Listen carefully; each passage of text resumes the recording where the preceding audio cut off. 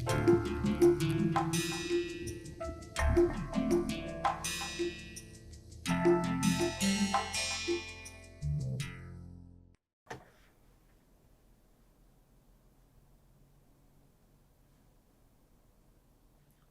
learners, greetings from IIT Guwahati.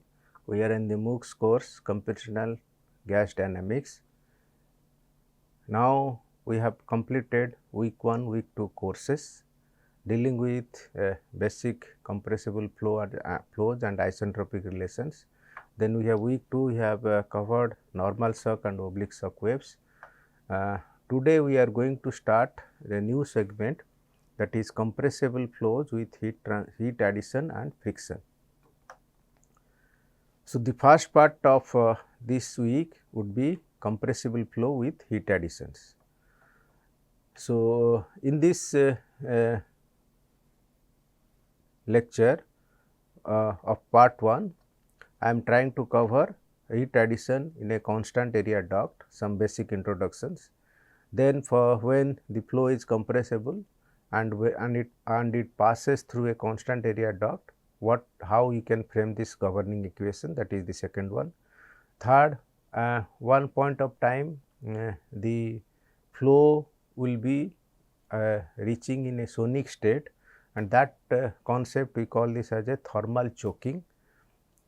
Then we will try to see what is the effect of heat addition if your upstream flow is subsonic or supersonic.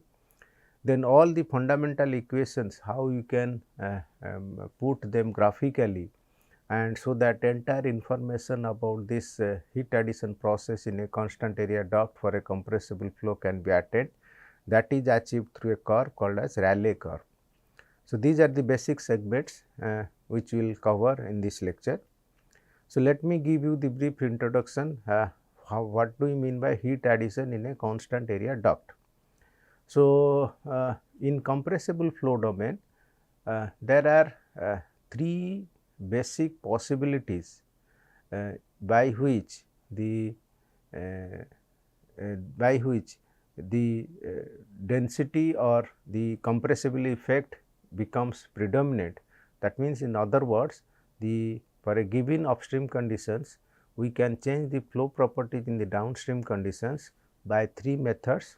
First is normal shock or oblique shock, and usually normal shock is a one dimensional phenomena, or oblique shock which is a two dimensional phenomena. And when you dealt with normal shock analysis, we consider no addition of heat when the flow passes through this normal shock. So, it is a adiabatic case. Second case is this, which we are going to study, heat addition or heat rejection. So, this is not a case, that means here we are heat addition is imposed into the flow. Third case is friction, friction through addition or subtraction of length. So, it is also a non-isentropic case. So, obviously, normal shock across a normal shock entropy changes. So, it is a non-isentropic case, and when the flow heat addition or heat rejection, since heat is involved here, so it is also a non-adiabatic case. And third one is when friction is involved, we can say it is a non-isentropic case. So, all are in all these processes entropy changes. The one dimensional flow in a constant area duct with heating or cooling alters the compressible flow properties, and this change in flow property is a function of Mach number, which is upstream and downstream, and it is commonly known as Rayleigh flow. So, heat addition process is governed through a Rayleigh curve in a constant area duct for a compressible flow. So, many books also refer this case as a Rayleigh flow. Where you find this application? We find in many applications we use gas dynamic ledger or chemical ledger in a supersonic flow. So, basically during wind tunnel experiments, when you want to add heat into the flow, we use gas dynamics ledger or chemical ledgers in the test section of the wind tunnel. So, thereby heat is added by absorbing gases by intense beam radiations. Now, where such application comes, normally the fuel air combustions that takes place in a duct of a supersonic aircraft, and that is they are known as ramjet or scramjet engines. So, in a ramjet engines the air is allowed to flow in a duct at a subsonic flow in which heat is added. So, this is a case that heat addition in a duct. Another situation in a scramjet engine, so this is in the ramjet engine it is a subsonic flow, Mach number is less than 1. Now, when you go for Mach number is for a situation where flow is supersonic or Mach number is more than 1 and then heat is added to the flow during its motion. So, such a engine is called as scramjet engine. So, basically applications of this heat addition process in a constant area duct is a gas dynamic concept which can be analyzed through this Rayleigh flow and or Rayleigh curve. Now, how do we visualize these things in a for the analysis? So, what we look at is that we look for a some control volume area which is said in given in a dotted line. Now, if this is your control volume, we are actually looking at a section involving both sides, inflow and outflow side of the control volume, and this we enclose in a imaginary boundary in which we say that heat is added to this control volume, that is Q, and through into this control volume region 1 refers to upstream and region 2 refers to downstream. So, these conditions can be velocity, pressure, temperature, density, internal energy, anything, and downstream condition pressure properties will be same. One basic assumption is that this rectangular volume has a constant area. So, you can see that this is a constant area duct. Now, the situation could evolve that your inflow may be inflow may be supersonic or inflow may be subsonic. So, that means supersonic flow is entering into a constant area duct and heat is added.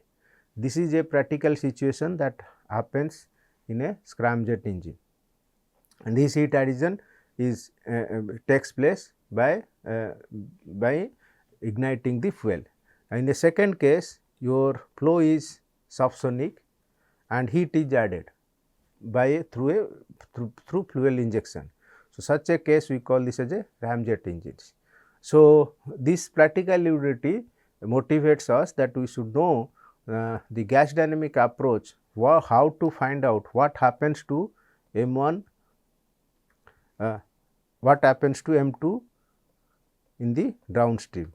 So, this is your M1. Okay. So, this is the upstream condition, can be supersonic or subsonic. So, we are looking at what will be the net effect that we are going to get in the downstream. So, this is the basic philosophy of our analysis. So, all these things I have mentioned. The change in the flow properties is a function of Mach number. So, it is known as Rayleigh flow. The changes in the flow field can be achieved through heat addition or heat rejection, but main thing is that this can be done in the absence of shock wave. That means, in our entire analysis we say there is no existence of shock wave. So, in this case heat transfer is the driving factor for the change in the entropy in the absence of shock wave. So, that means, if there is no shock wave, who drives this flow? That is the heat transfer. The source of heat addition rejection to the control volume induces the change in the flow properties with increase or decrease in the entropy. So, the basic assumptions for this kind of analysis, that we say that flow occurs in a constant area duct. The flow is considered as a steady for a calorically perfect gas. There is no work interactions, no body force, no frictional effects. So, these three things makes us to write the continuity equations rho 1 u 1 is equal to rho 2 u 2. So, through this process, through this equation we get the density ratios as a function of velocity, And then from the momentum equations, we write P1 plus rho 1 U1 square is equal to P2 plus rho 2 U2 square. So, putting U is equal to mass times A. So, this equation turns out to be pressure difference P2 minus P1 is equal to gamma P1 M1 square minus gamma P2 M2 square. Similarly, energy equations stands as H1 plus U1 square by 2. See here heat is added, Q is added here.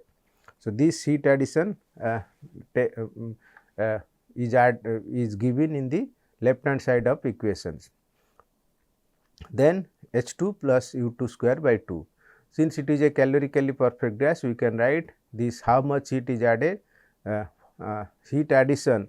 So, here if you say your inflow is total temperature is T1 and your downstream condition your total temperature is T02, then heat addition can be expressed Cp times T02 minus T01.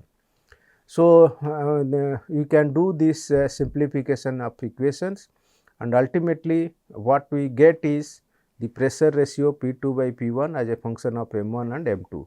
So, M1 stands here upstream and M2 stands here downstream.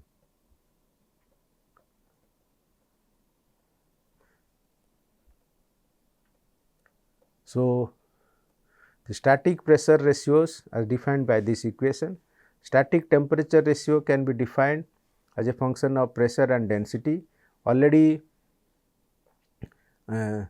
pressure and density, then density can be related to velocity in terms of Mach number and speed of sound. So, we get this temperature ratio as a function of T2 by T1 as a function of M1 and M2. Then from density ratios also can be expressed in this. So, important thing here if you look at that equations that relate function of M1 and M2 on both sides. So, effectively speaking that for a given upstream conditions there are two unknown conditions in the upstream. Let us say the temperature ratio T2 by T1. So, known conditions are T1 and M1, unknown conditions are T2 and M2. So, obviously, we cannot solve the equation without knowledge of one of the parameter in the downstream conditions. Same thing happens for pressure as well as the density ratio. Then what is the approach?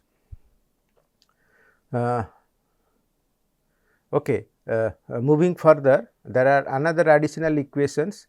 Here we can get one is from the energy equation, we get an equation which correlates the stagnation temperature in the downstream with respect to stagnation pressure in the upstream plus heat addition, that is Q by Cp.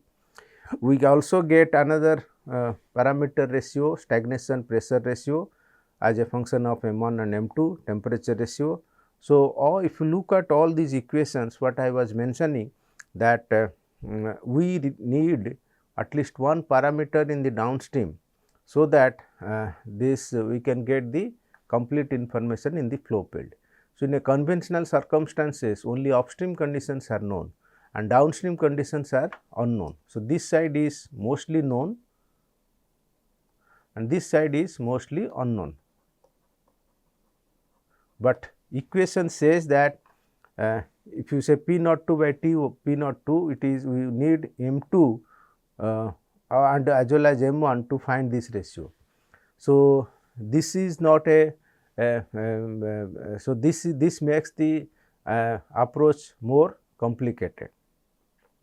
So, what has been thought of to solve this kind of problems? We introduce a concept what is called as thermal choking. So, for convenience of calculation, another approach is adopted by taking sonic flow as a reference, that is hypothetically accelerating or decelerating the flow to Mach 1 through heat addition or heat rejection, and this concept is called thermal choking.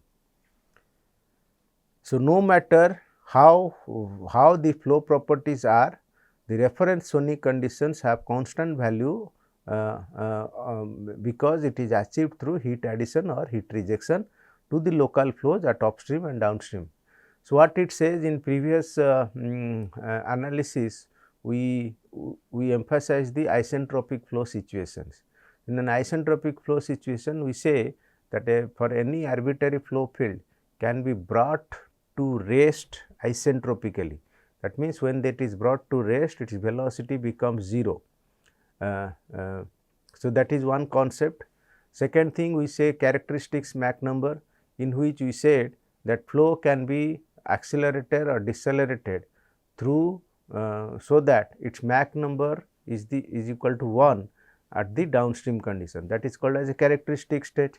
So, in the similar philosophy, we are also saying that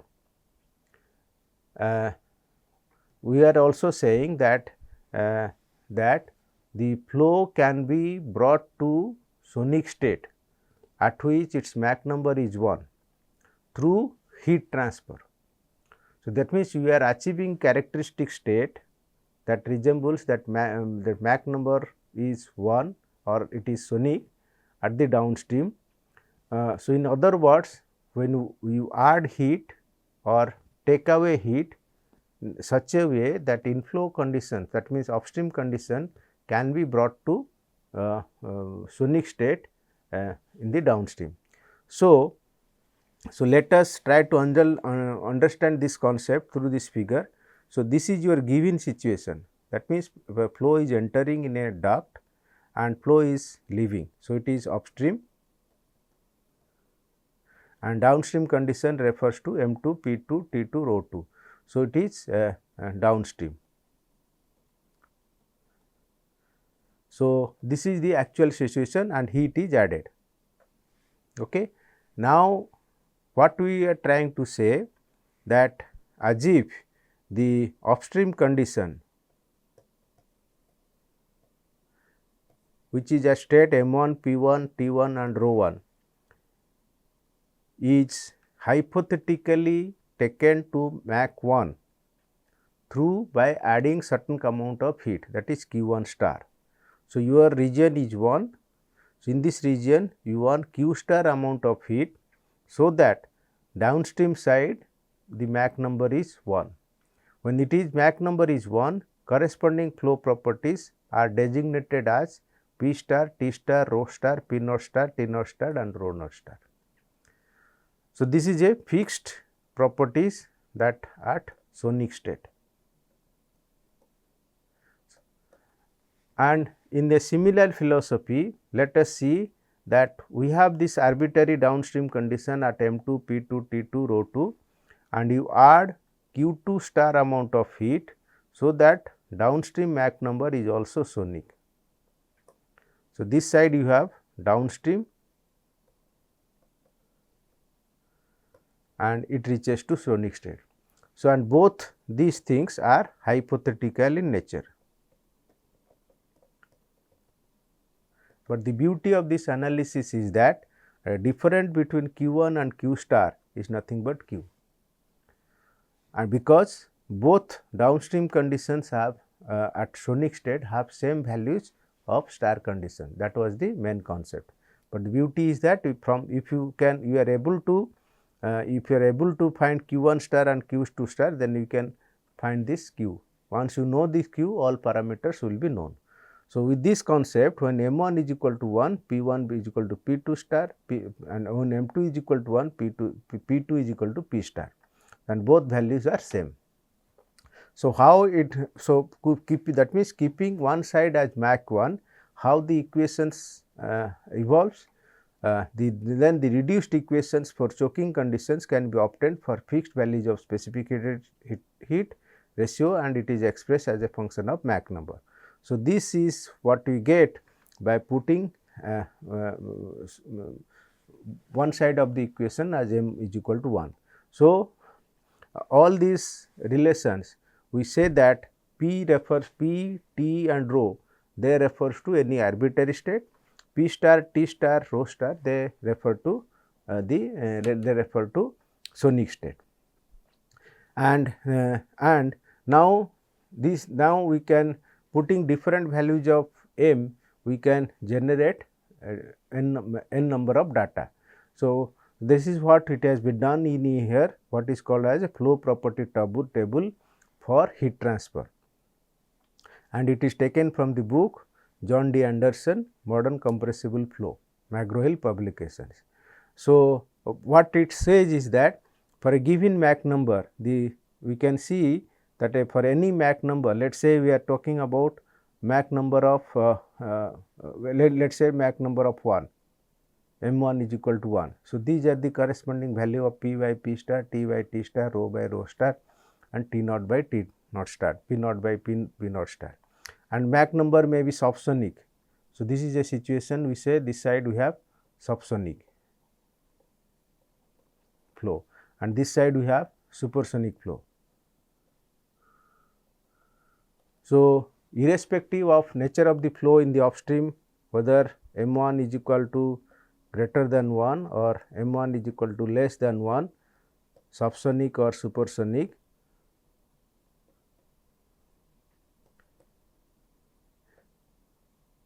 data can be generated. So, next we will see that what is the effect of this heat addition. So, from this equation we can derive some concepts that physical trends for supersonic flow in the upstream. That means, if your inflow is subsonic,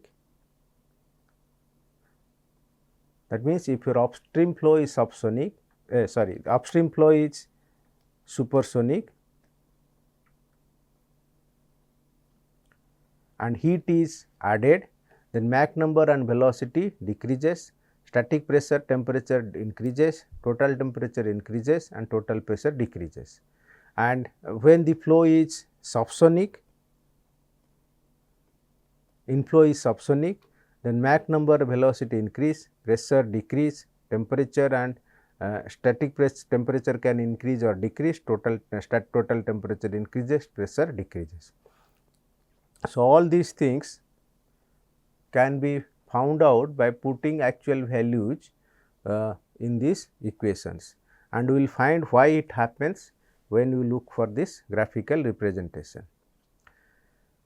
So, when we talk about this effect of heat addition, one can say that we can correlate the complete information for supersonic flow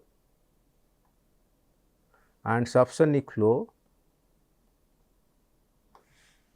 and try to generate the effect in graphically, and that things we call this as a Rayleigh curve. So, what we can say that heat addition in a constant area duct drives always the Mach number towards the sonic state, either by decelerating the supersonic flow or accelerating the subsonic flow. These thermodynamic processes and physical trends can be explained in a Mollier diagram. So, that means entire trends can be expressed in a Mollier diagram. So, basically Mollier diagram is representation of enthalpy and entropy. Enthalpy is taken in y axis and enthalpy is taken in the x axis.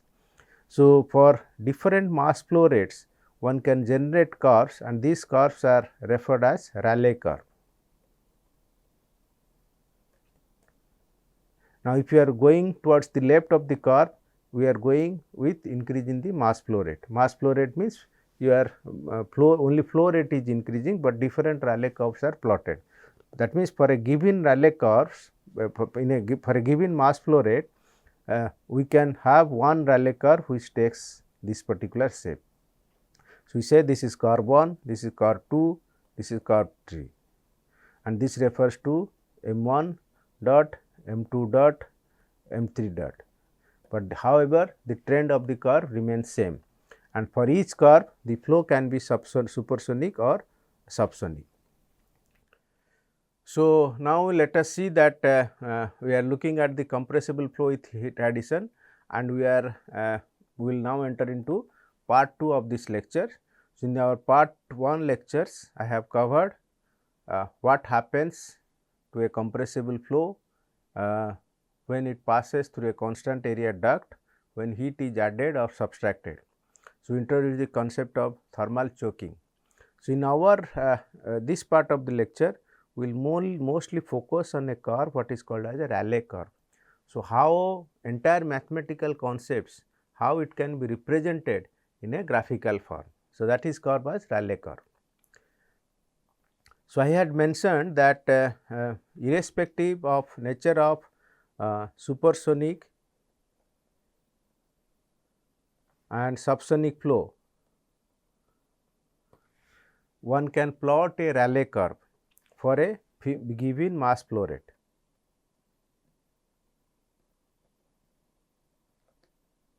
So, for a fixed mass flow rate, we plot a Rayleigh curve which takes this shape, and this Rayleigh curve is nothing but a Mollier diagram with values involving enthalpy and entropy.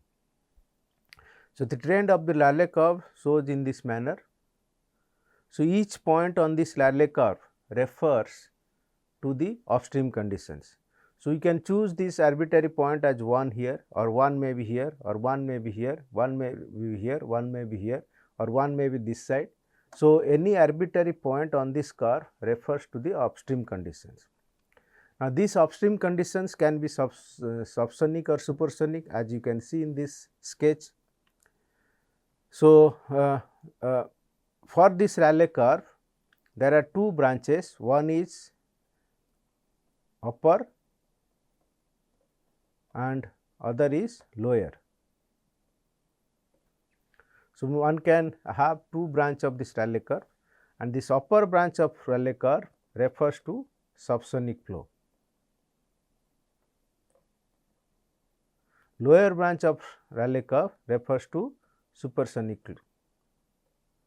flow, which means your inflow is, if your inflow is subsonic, then you refer to upper branch of the curve.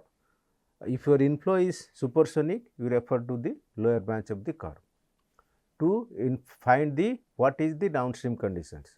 So, let us say if I am choosing this point as 1, so this is falls in the lower branch of the curve, this refers to supersonic flow, and all my downstream conditions, that is region 2, would be somewhere here.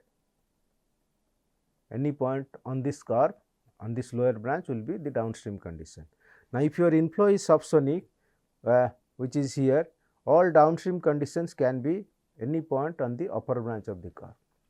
So, this is how the physical philosophy means. Now, if you look at the closely this Rayleigh curve, there are two important points. One is point B. That point B is the point of maximum enthalpy. So, this is H max, and there is a point A on this Rayleigh curve, which is the point S max, point of maximum entropy. That means, beyond this point, that means when heat is added, entropy naturally increases. When heat is taken out, entropy drops. So, this is the second law of thermodynamics concept. So, these are the catch point to analyze what happens to the downstream conditions. Now, whether the flow is supersonic or subsonic, when heat is added. So, that means whether the flow is supersonic means we are here, when the flow is subsonic we are here. Now, heat is added to the flow, which is in this case we are going on this on the upper branch of the curve for this subsonic flow, and we are going on the lower branch of the curve in the supersonic flow. So, this part is referred as heating, and in this case it refers as heating. Then again when heat is taken out, the reverse case would be cooling. That means, we can add heat or take away heat into this duct, so that the condition 2 can change its state. That means, for example, when you are giving some x amount of heat and goes to point 2, and if you take out that heat, then 2 can be taken back to point 1. So, this is a case for cooling, and in both the cases, either you go in heating mode or cooling mode, heating always drives the flow, and particularly when your subsonic flow is heated, it drives the flows towards the sonic point. Even a supersonic flow, when it is heated, it also drives the flow to the sonic point. In both the cases, the inflow condition always driven towards the sonic point. Why that is sonic point? That because that is the point of maximum entropy. And further, that means if you are going along this lower branch of the curve, that means inflow is supersonic and we are adding heat. So, it drives the flow to the sonic point. Now, if further heat is added, again the flow cannot go beyond this point, because this point will give because this is the point of maximum entropy. That means, further heat addition is not possible. Flow has to change its trend. So, it will becomes again, so it will go along this curve, that means it will go towards the upper side of the curve, and that means flow will get cooled and flow becomes subsonic. So, this is how we should look the curve, and reverse is the case. Your inflow is subsonic and when heat is added, it goes to point A, and further heat addition will not be possible. So, because point of maximum entropy is reached. Now, let us see one by one case when inflow is supersonic. That means, your upstream is supersonic. So, whatever I have explained so far, let me explain it again, that with heat addition in a supersonic flow or subsonic flow, the point 1 always driven towards the sonic point A on the Rayleigh curve. When initial flow is supersonic, that is in the region 1, the heat addition will drive towards the point of maximum entropy. So, heating will give you, it will give you drive towards this sonic point A till maximum entropy is reached. So, through this process, since it is a heat addition, obviously the static temperature and enthalpy will increase, entropy will increase, and there will be a drop in Mach number by looking at this equation. So, generally the initial supersonic flow is achieved by expanding a nozzle.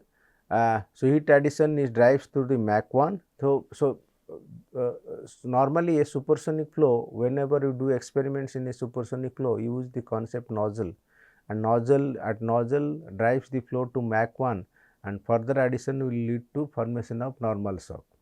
So, this concept will be taught later, but why that is important here, that in the Rayleigh curve also we will feel that after when a normal shock is formed, the flow becomes subsonic. So, but here there is no normal shock, but similar philosophy or concept drops in. So, through heat transfer we reach a point of maximum entropy and beyond which further heat addition is not possible in a supersonic flow. So, that means flow in turn becomes subsonic. So, that means heating a supersonic flow will take you point of maximum entropy. At this point, further heat when you add, it will create some flow reversal, it will create adverse effect. That means, this point, once this point is reached and heat is added, it will backfire the inflow cases, and the flow becomes highly subsonic. And in an alternative case, when initial region is subsonic and heat is added to the flow, the condition in downstream will move towards point of maximum enthalpy. So, let us see that when you have when your initial region 1 is subsonic and region 2 can achieve in 2 stages. That means, when M1 is equal to 1,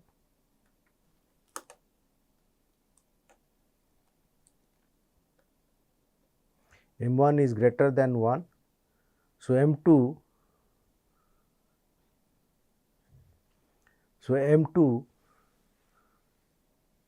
is greater than M1. So, that is what we are going to achieve here. But when you are when heat is added to a subsonic flow, your Mach number increases, and this Mach number when it increases, and if you are looking at the upper branch of the curve, we find the first point B. That means, we have added maximum quantity of heat. So, for that is the point of maximum enthalpy is reached. But remember, point B falls after that. That means, at heat addition is when heat addition is increased sufficiently to high value, maximum entropy point is reached. That means, further heat addition will drive the flow to go to point A. So, at point A, that means heat addition further can be possible from B to A only, that is a small segment or regions between B to A.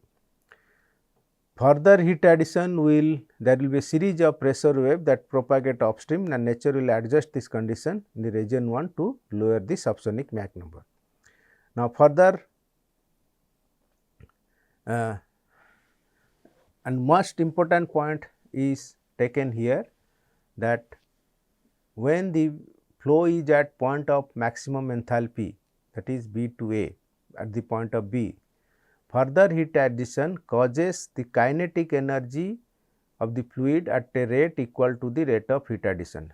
So, what we mean to say that the total enthalpy, if you look at the enthalpy equation, H naught is equal to H plus U square by 2, H naught essentially talks about the what is the amount of heat we are adding, and it goes in two parts. One is static part, static enthalpy, other is the Mach number or velocity increase. So, in the first if you keep on adding in the first part of the curve, that is heating, both H and U simultaneously increases, and when point B is reached, that is the point of maximum enthalpy, then further heat addition will not change when the further heat addition will not do the increase in both temperature and velocity. Rather, velocity of the flow increases with drop in the static temperature of the fluid till the point of maximum entropy. So, the catch lies here, that when for at one particular point when maximum point of maximum enthalpy is reached, so this condition gets satisfied, and when Mach number further heat addition, the flow moves from B to A. So, it means that this equation, that temperature increases, static temperature increases. That means, in one case your static temperature increases, other case static temperature drops. So, it can be shown that point of maximum enthalpy is a strong function of specific heat ratio of the gas. So, final summary that we can extract, that irrespective of the flow is supersonic or subsonic, heat addition in a constant area duct, that means drives the flow towards sonic point A. On this Rayleigh curve.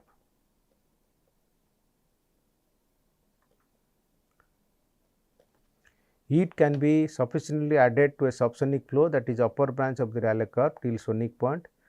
In the downstream till sonic point in the downstream is reached after crossing the point of maximum enthalpy. However, beyond sonic point, if the flow is cooled, the downstream region will shift towards the supersonic value. So, you cannot go further on the Rayleigh curve beyond the point A by adding heat, but if you can cool, that means you take away that heat, the flow can be go to supersonic. In other words, a subsonic flow, in a subsonic flow when heat is added, we can reach its Mach number increases to sonic point, and when heat is taken out or the flow is cooled, we can increase its Mach number. It means on a particular Rayleigh curve, it is theoretically possible to accelerate the initial subsonic flow to a supersonic value, first by heating till the sonic point, thereby cooling the flow. The heat addition to the flow supersonic or subsonic always decreases the total pressure, which is the prime importance of design of jet engines. That means, entire energy which is given from the fuel, and here it is in terms of heat, gets utilized, so that it gives the necessary thrust. Now, with this concept, we are now going to solve a numerical problems for heat transfer heat transfer in a compressible flow in a constant area duct. So, the problem statement goes like this: a supersonic stream of air enters a constant area duct at flow Mach number 3 at 0.9 bar and 293 Kelvin. So, how much heat is required to choke the flow? Calculate the flow properties. So, essentially effectively we are saying that a given flow situation is taken to choked conditions. So, that is we call this as a thermal choking. So, this is a constant area duct,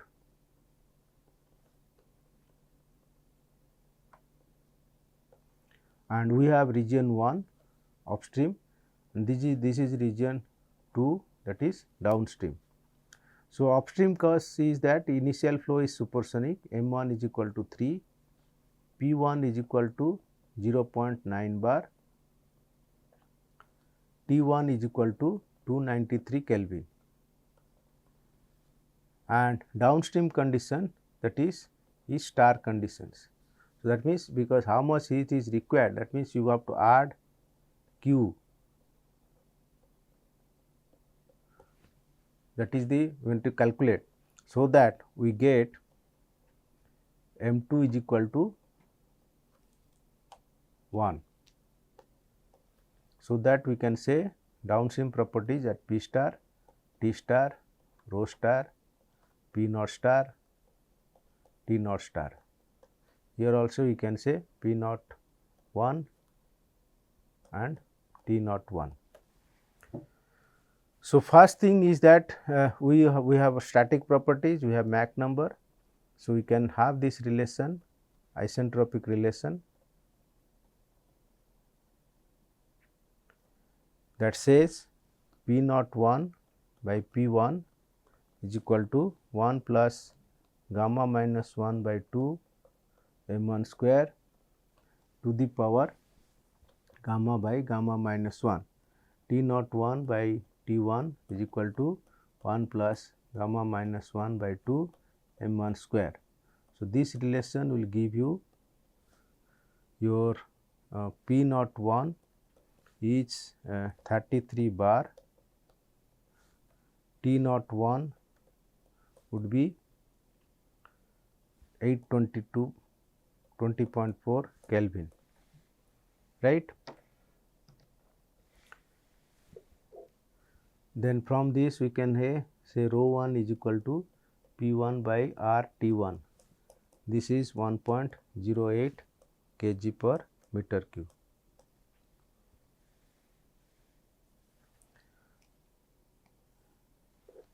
This is your upstream. Now, let us see that when heat is added. So, at Mach 3, that is M1 is equal to 3. So, we refer this property table. For M is equal to 3, here we can have P1 by P star 0.1765, T1 by T star 0.2803, rho by rho star 0.6296, then P naught 1 by P naught star 0.3424, sorry 3.424, then T naught 1 by T naught star 0.654. So, through this we can say P star is equal to 5.1 bar, T star 1045.3 Kelvin, rho star is equal to 1.72 kg per meter cube, P naught star is equal to 9.63 bar. So, you see here from 33 bar to 9.63 bar, that means static pressure stagnation pressure drops with heat addition. T naught star would be 1254. So, this ratio gives this value, but question that means you almost get all the parameters in the downstream conditions. How much heat is required to choke the flow? So, we can write the heat equation Q is equal to, or heat addition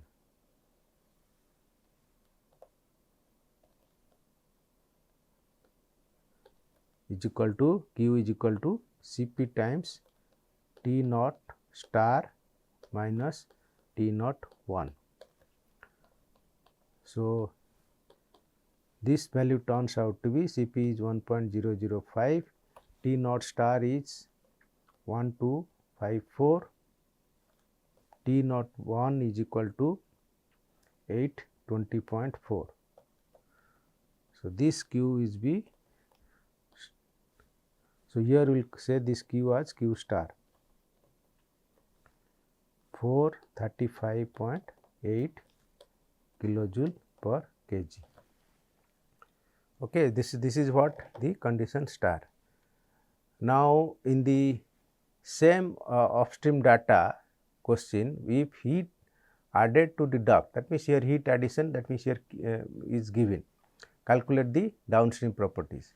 So, you look at this case, your M1 condition as 3 P1 is equal to 0.9 bar, T1 is equal to 293 Kelvin. We also had P01 33 bar, density is equal to 1.08 kg per meter cube, and also stagnation density is 14.22 kg per meter cube. So, this data is given, which is the actual region 1. Region 2, that means Q is given 0.3 megajoule per kg. So, for this flow, if 0.3 megajoule per kg is added, we need to calculate M2, P2, T2 and rho 2. So, we have to carry forward this data. Now, for this case, that means initial condition is brought to star conditions. So, for these star conditions, we already had the information P by P star is equal to 0.1765, P1 by P star, T1 by T star is equal to 0.2803, then rho 1 by rho star 0.6296, P naught 1 by P naught star is equal to 3.424, T naught 1 by T naught star 0.654. So, these ratios are known and Q is given. So, we can now frame this equation Q is equal to Cp times T naught 2 minus T naught 1. So, what is unknown? That is T naught 2, that is equal to T naught 1 plus Cq by Cp. So, all these numbers are known. This value you have Q and you have T01 and Cp. So, this number will be 1118.9 Kelvin. Then once you know this T02, we can find out T02 by T star, that is equal to T02 by T01 into T01 by T0 star. So, this is 1118.9 divided by T01 is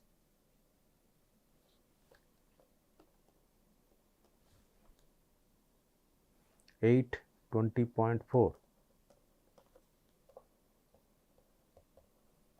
and this ratio is 0.654. So, we can get back T02 by T star is equal to 0.8992. So, what we get is for this downstream T02 by T star ratio, that is downstream values of when the downstream region condition 2 brought to star conditions. So, this refers to 0.892. If you look at T02 T0 by T0 star, 0.89 crosses as two numbers, one is this, other is this. So, here it refers to M1 is equal to 0.68, it refers to M1 is equal to M1 is equal to 1.54. So, here we have made the on the Rayleigh curve we had made the conclusion that supersonic flow cannot come to subsonic only by heating. So, it has to go through passage of initially heating then cooling. So, for that reason, so this is a impossible situation. So, that means downstream Mach number M2 cannot be 0.68. So, downstream Mach number has to be supersonics. So, we have M2 now 1.54. So, when you have M2 as 1.54, all these values can be extracted. So, we have P2 by P star, that is equal to 0.555, T2 by T star 0.7319, T2 by T star is equal to 0.7319, rho 2 by rho star equal to 0.759, P naught 2 by P star, which we can get from all this value, it is 1.142. So, with this data we are now going to calculate all these numbers. So, M2 is known. So, we can say P2 is equal to P2 by P star into P star by P1 into P1. So, this is 2.83 bar. Similarly, T2 is equal to T2 by T star into T star by T1 into T1. It is 765 Kel. Similarly, with all these ratios given, we can say P naught 2 is equal to 11 bar and rho 2 is equal to P2 by RT2, that is equal to 1.366 kg per meter cube. So, the approach is we have to get from initial condition to star condition, from initial conditions to star condition we go, then from star conditions to we go, then from star conditions to we go back to this your downstream condition. We started with region 1, went to star condition m is equal to 1, and we from star conditions to we go again come back to region 2. So, this is how you need to solve for the problems for heat transfer in a constant area duct for compressible flow. So, with this I conclude. Thank you for your attention.